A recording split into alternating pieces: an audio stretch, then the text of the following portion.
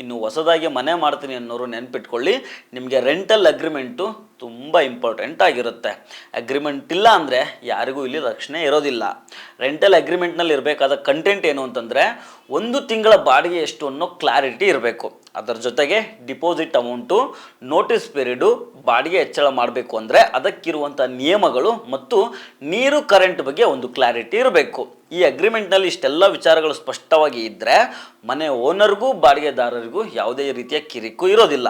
ಇಷ್ಟಾಗಿನೂ ಕಿರಿಕು ಏನಾದರೂ ಆದರೆ, ಅಂದರೆ ಬಾಡಿಗೆಯನ್ನು ಏಕಾಏಕಿ ಹೆಚ್ಚಳ ಮಾಡಿದರೆ, ಇವತ್ತು ಬಂದು ನಾಳೆನೇ ಮನೆ ಖಾಲಿ ಮಾಡಿ ಅಂತ ಹೇಳಿದರೆ ಬಾಡಿಗೆದಾರರು ಇನ್ನು ಮುಂದೆ ಕೋರ್ಟಿಗೆ ಹೋಗಬೇಕಾಗಿಲ್ಲ, ಪೊಲೀಸ್ ಸ್ಟೇಷನ್ಗೆ ತಿರುಗಾಡಬೇಕಾಗಿಲ್ಲ, ರೆಂಟ್ ಕಂಟ್ರೋಲರ್ ಹತ್ರ ಹೋಗ್ಬೋದು. ಇದು ಒಂದು ಹೊಸ ವ್ಯವಸ್ಥೆ. ಇಲ್ಲಿ ವೇಗವಾಗಿ ಅಂದರೆ 60 ದಿನಗಳ ಒಳಗೆ ನಿಮ್ಮ ಸಮಸ್ಯೆ ಬಗೆಹರಿತದೆ. ನೋಡೋಣ ಈ ಕಾನೂನು ಎಷ್ಟರ ಮಟ್ಟಿಗೆ ಜಾರಿಗೆ ಬರ್ತದೆ ಅಂತ. ಇಷ್ಟು ದಿನ ವಿಶೇಷವಾಗಿ ಬೆಂಗಳೂರಿನಲ್ಲಿ ಮನೆ ಮಾಲೀಕರುಗಳು ಬಿರ್ರಿ ರೆಂಟ್ ಏರಿಸ್ಬಿಟ್ಟಿದ್ದಾರೆ. ಮನಸ್ಸಿಗೆ ಬಂದಂಗೆ ಡಿಪಾಸಿಟ್ ಅಮೌಂಟನ್ನು ತೆಗೆದುಕೊಂಡಿದ್ದಾರೆ. ಯಾರೋ ಒಬ್ಬ ವ್ಯಕ್ತಿ ಬೆಂಗಳೂರಿಗೆ ಬಂದು ತನ್ನ ಹೆಂಡತಿ ಮಕ್ಕಳ ಜೊತೆಗೆ ತಂದೆ ತಾಯಿಯನ್ನು ಸಹ ಇಲ್ಲಿ ಬೆಂಗಳೂರಲ್ಲಿ ಇಟ್ಕೊಂಡು ಚೆನ್ನಾಗಿ ನೋಡ್ಕೋಬೇಕು ಅನ್ನೋದು ಇಲ್ಲಿ ಅಸಾಧ್ಯದ ಮಾತಾಗ್ಬಿಟ್ಟಿತ್ತು. ಯಾಕಂದರೆ 2 BHK ಮನೆಗೆ 30ರಿಂದ 45 ಸಾವಿರ ರೂಪಾಯಿ ತನಕ ಬಾಡಿಗೆ ತಗೊಳ್ತಾರೆ. ದುಡಿದಿರೋ ದುಡ್ಡಲ್ಲಿ 30ರಿಂದ 40% ಬರೀ ಮನೆ ರೆಂಟ್ಗೆ ಹೋಗ್ತಾ ಇದೆ. ಇನ್ನು ಖರ್ಚಿಗೆ ಏನು ಮಾಡೋದು? ಮನೆ ಕಳಿಸೋದೆಷ್ಟು? ಎಲ್ಲನೂ ಲೆಕ್ಕ ಮಾಡಿದರೆ ಬೆಂಗಳೂರಿಗೆ ಬರಿಗೈಲಿ ಬಂದು ಬರಿಗೈಲಿ ವಾಪಸ್ ಊರಿಗೆ ಹೋಗೋ ಥರ ಆಗಿದೆ.